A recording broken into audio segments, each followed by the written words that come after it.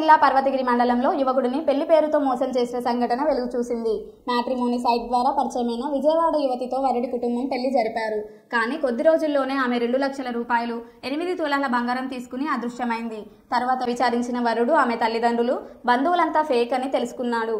ఇంతేకాక ఇదే నాటకంతో ఆమె గతంలో మరో 2 యువకులను కూడా మోసం చేసినట్టు బయటపడడంతో బాధితుడు చివరికి పోలీసులకు ఫిర్యాదు చేశాడు.